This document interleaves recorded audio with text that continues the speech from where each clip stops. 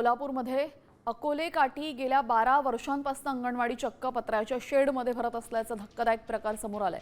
अंगणवाडीला असलेली पत्रे पूर्णपणे फाटल्यानं आणि परिसरात साप घुशींचा वावर वाढल्यानं चिमुकल्यांच्या सुरक्षेचा प्रश्न गंभीर झालेला आहे।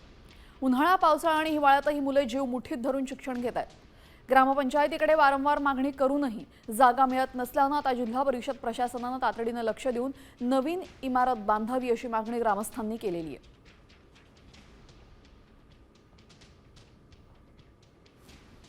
वर्ष झालं चालू आहे, असंच आहे असंच प्रशासन काय काळजी घेत नाही आणि साप, इचू, काटा ह्याची भीती आहे, अडचण पण भरपूर आहे।